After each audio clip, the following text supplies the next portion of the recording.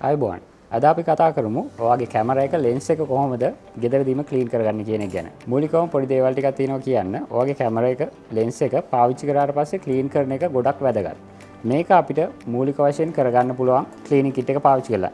මෙතන ක්ලීනින් කිට් එකේ ඔබට ලැබෙනවා දේවල් කීපයක්. මේ දේවල් කොහොමද පාවිච්චි කරන්න කියන එක අද මම මෙතනදී පෙන්වලා දෙන්නම්. අපි මුලින්ම කැමරා බොඩි එක ගත්තොත් කැමරා බොඩි එක වගේම කැමරා ලෙන්ස් එකත් පිටින් පීද ගන්න එක තමයි අපිට මූලිකවම කරගන්න පුළුවන්. ඒකට මේ සොලියුෂන්ස් වගේම මේ වගේ පොඩි රෙදි කෑල්ලක් හම්බ වෙනවා. ඒකෙන් ඕගොල්ලන්ට පුළුවන් අපිට මේ මුලින්ම පේන කැමරා බොඩි එක වගේම ලෙන්ස් එක මේ දේවල් ටික පිටින් පිහිද ගන්න.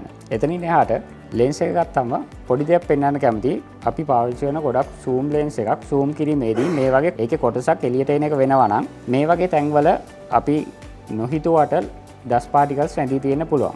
ඒකට අපි ක්ලීන් කරද්දී මේ දේවල් ටිකත් මුලින්ම අපි ක්ලීන් කරගෙන ඉන්න ඕනේ. කැමරා එක ගත්තොත් ඕගොල්ලෝ මුහුදක් වගේ තැනක ෂූට් කරොත් එහෙම අපිට දැක ගන්න පුළුවන් කැමරා එකේ වගේම ලෙන්ස් එකේ පිටත මුහුණතේ ලුණු ගතිය වගේ බැඳලා තියෙන්න පුළුවන්. මේක පසු කාලීනව නරක විදියට බලපාන්න පුළුවන්. මොකද මේ දේවල් එක්ක අපිට කැමරා එකේ තියෙන ඇන වගේ කොටස් ලුණු බැඳීම නිසා මලකඩ කෑමක් වගේ දෙයක් සිදු වෙන්න පුළුවන්. කැමරා එක ක්ලීන් කරද්දී ඕගොල්ලෝගේ ලෙන්ස් එක ඊට අමතරව ඕගොල්ලෝගේ ඩිස්ප්ලේ එක මේ වගේ වෙනස් කරන්න පුළුවන් නම් ඒ වගේම view finder එක තියෙන රබර් එක මේ වගේ කොටස් එහෙමත් ඕගොල්ලන්ට ක්ලීන් කරගන්න පුළුවන්. ඒ ගැන අවධානය යොමු කරන්න. මොකද කියනවා මේ වගේ දාර තැන් ඇතුලේ ගොඩක් වෙලාවට ඩස්ට් එක නැතිනම් ලුණු ගතිය වගේ රැඳී තියෙන එක නිතරම වෙනවා. අපිට කැමරා එකේ පිටින් පිහිද ගන්න මේ වගේ රෙදි කෑල්ලක් ඒ වගේම කොටන් බඩ්ස් වගේ දේවල් පාවිච්චි කරන්න පුළුවන්. එතන එහාට ලෙන්ස් එකේ මතු පිට ක්ලීන් කරගන්නවා නම් අපිට කරන්න පුළුවන් පළවෙනි දේ තමයි බ්ලෝ එක ආධාරයෙන් ලෙන්ස් එකේ තියෙන දූවිලි කොටස් ටික සුළඟ මාර්ගයෙන් ඉවත් කරගන්න එක. මුලින්ම මේක කරන්න කියන හේතුව කිව්වොත් එහෙම මුලින්ම බ්ලෝ එක පාවිච්චි කරන්න කියන්නේ මේ ලෙන්ස් එක මතු පිට ලෙන්ස් එකේ මූණ මතු පිට දූවිලි කොටස් හෝ වැලි කුණු ඒ වගේ දේවල් රැඳී තියෙන්න පුළුවන්. අපි හුළඟ මගින් ඒ දේවල් බ්ලෝ කරලා ඉවත් කරන එක තමයි කරගන්නේ. එහෙම නොකර අපි කෙලින්ම ලෙන්ස් එක පිහිදන්න රෙදි කෑල්ලක් හරි ටිෂු එකක් හරි පාවිච්චි කරොත් අර දූවිලි හෝ වැලි කැට වගේ දෙයක් ලෙන්ස් එකේ මූණතේ ඇතුල් වුණොත් ලෙන්ස් එකේ කෝටින් එක ගිහලා ලෙන්ස් එක ඩැමේජ් වෙන්න පුළුවන්. ඒ නිසා මතක ඇතුව බ්ලෝ එක පාවිච්චි කරන පළවෙනි දේ කරගන්න. ඊට පස්සේ අපිට පුළුවන් මේ තියෙන බ්‍රෂ් එක මාර්ගයෙන් ලෙන්ස් එක බ්‍රෂ් කරගෙන ඉන්න. හුළඟ මගින් ගියේ නැති කොටසක් තියෙනවා නම් බ්‍රෂ් එකේදී බොහෝ විට ඒ දේවල් ඉවත් වෙනවා. එතනින් එහාට තමයි ඕගලන්ට ලැබිලා තියෙන රෙදි කෑල්ල හෝ එහෙම නැත්නම් ඕගලන්ට ගන්න පුළුවන් මේ වගේ වෙට් ටිෂුස් තියෙනවා. මේ ටිෂුස් මාර්ගයෙන් ලෙන්ස් එකේ මූණත ක්ලීන් කරගන්න පුළුවන්. ඒ මගින් අපිට පුළුවන් සමහර විට ලෙන්ස් එක පාවිච්චි කරද්දී අපේ ඇඟිලි සලකුණු වගේ ලෙන්ස් එකේ හිටල් තියෙනවා නම් ඒ ඇරෙන්න එහෙම නැත්නම් වෙන මොනවා හරි දූවිලි හරි මොනවා හරි දෙයක් තියෙනවා නම් මේක මාර්ගයෙන් ඒ කියන්නේ රෙදි කඩ හෝ ඔයගොල්ලෝ ගන්න ලෙන්ස් ටිෂුස් මාර්ගයෙන් මේ දේවල් ටික ඉවත් කරගන්න පුළුවන්. ඒ වගේම තමයි ලෙන්ස් එකේ අනිත් පැත්තත් අපිට ඒ ක්‍රමයටම මුලින්ම බ්ලෝ එක ඊට පස්සේ බ්‍රෂ් එක ඊට පස්සේ ටිෂුස් හෝ රෙදි කඩ මාර්ගයෙන් පීද ගන්න පුළුවන්.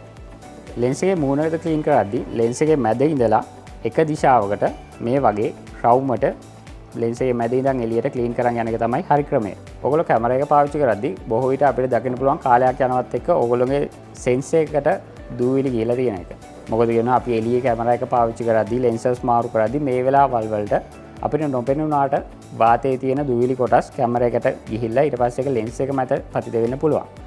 ඔයගොල්ලෝගේ සෙන්ස් එකේ ඩස්ට් තියනවද කියලා එක බලා ගන්න ලේසිම ක්‍රමය තමයි ඇපිචර් එක කට් කරලා අහසේ ෆොටෝ එකක් ගන්න එක. එතකොට අපිට බලා ගන්න පුළුවන් ලෙන්ස් එකේ තියෙන දූවිලි කොටස් ෆොටෝ එකට එනවා.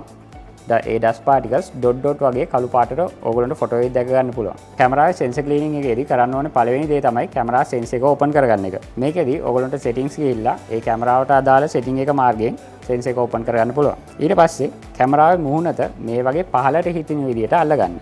ඊට පස්සේ ඔබට පුළුවන් බ්ලෝ එක මාර්ගයෙන් මේ වගේ සෙන්ස් එකට හුලම් පාරක් අල්ලලා තියෙන ඩස්ට් පාටිකල්ස් ක්ලීන් කරගන්න. ඒ මාර්ගයට ක්ලීන් කරගත්තට පස්සේ ඔයගොල්ලන්ට පුළුවන් අර මුලින් මම කිව්වා වගේ අහසේ ෆොටෝ කීපයක් ආපහු අරගෙන බලන්න අර කලින් තිබුණ ඩොට් ඒ වගේ ඩස්ට් පාටිකල්ස් තාමත් ඔයාගේ ෆොටෝ එකේ පේනවද කියන එක. එහෙම පේන්නේ නැහැ කියන්නේ ඔයාගේ සෙන්ස් එක හොඳට ක්ලීන් වෙලා තියෙනවා. නමුත් තව දුරටත් ඒ වගේ ඩස්ට් පාටිකල්ස් ඔයාගේ සෙන්ස් එකේ තියෙනවා කියලා ඔයාගේ ෆොටෝස් වලින් පේනවා නම් හොඳම දේ කැමරා රිපෙයාර් කරන තැනකදී හෝ කැමරා කාර්මිකයෙක් ලවා ඔබගේ සෙන්ස් එක ක්ලීන් කරගන්න එක. මේක තනිවම කරගන්න එක එතනම් රෙකමන්ඩ් කරන්නේ නැහැ. මොකද කියනවා නම් වැරදි ක්‍රමයක් මාර්ගයෙන් මේක ක්ලීන් කරන්න ගියොත් ඔයාගේ සෙන්සර් එක ඩැමේජ් වෙන්න පුළුවන්. සෙන්සර් එක තමයි කැමරා එකේ තියෙන වටිනාම කොටස. කැමරා එක ක්ලීන් කරනවා වගේම කැමරා එක පාවිච්චි කරන්නේ නැති අවස්ථාවලදී ස්ටෝර් කරලා තියෙන එකත් එක වගේම වැදගත්. මොකද කියනවා නම් ටික කාලයක් ඔයා කැමරා එක පාවිච්චි කරන්නේ නැතුව එක තැන තියෙනවා නම් කැමරා එකේ සෙන්සර් එකේ වගේම ලෙන්ස් එකෙත් ෆංගස් වෙන්න පුළුවන්.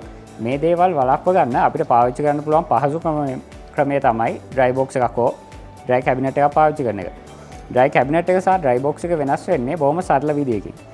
ඩ්‍රයි බොක්ස් එකේදී මේකේ තියෙන හියුමිඩිටි එක, ඒ කියන්නේ ආර්ද්‍රතාවය පාලනය කරන විදිය අපි මොනිටර් කරන්න ඕනේ වුණාට ඩ්‍රයි කැබිනට් එක ඉලෙක්ට්‍රොනික ආකාරයකට ඒක ඔටෝමැටික්ලි පාලනය වෙනවා. ඩ්‍රයි බොක්ස් එකේදී කොටස් දෙකක් අපිට දකින්න පුළුවන්. එකක් තමයි කැමරා ස්ටෝර් කරලා තියෙන මේ බොක්ස් එක, අනිත් එක තමයි හියුමිඩිටි එක පාලනය කරන්න තියෙන යුනිට් එක. ඩ්‍රයි බොක්ස් එක ගත්තම මේක එයාර් ටයිට් බොක්ස් එකක් විදියට මේ වගේ සීල් එකක් එක තමයි හැදිලා තියෙන්නේ.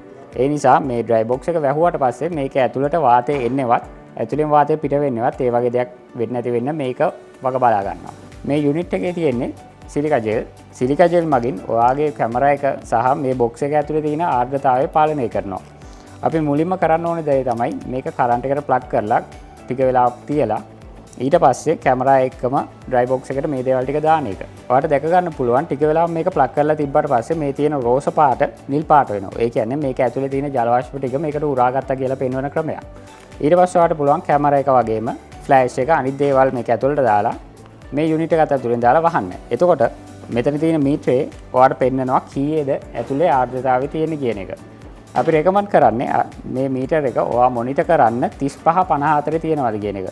50ට වැඩි වුණාට පස්සේ ඔයාලට තියෙන්නේ ආපහු පාරක් මේක අරගෙන කරන්ට් එකට ප්ලග් කරලා ඇතුළට දාන්න. ඩ්‍රයි කැබිනට් එක මෙතනින් වෙනස් වෙන්නේ ඩ්‍රයි කැබිනට් එක ප්ලග් කරලා අපිට තියෙන්න ඕනේ හියුමිඩිටි එක දුන්නාට පස්සේ ඒක ඒ වෙලේම ඔටෝමැටික්ලි හදාගෙන තියාගන්න එක. මේ විදිහට ඔයාලට පුළුවන් ඔයාගේ කැමරා එක ක්ලීන් කරගන්න එක වගේම හරි විදිහට ස්ටෝර් කරලා තියාගන්න. අපි දැන් කතා කරපු දේවල් ගැන මොකක් හරි ප්‍රශ්නයක් තියෙනවා නම් ඔයාලට පුළුවන් කමෙන්ට් එකක් විදිහට ඔයාගේ ප්‍රශ්නය අපිට යොමු කරන්න. එහෙනම් තවත් වීඩියෝ එකක් එක්ක අපි ඉස්සරහදී හමු වෙමු.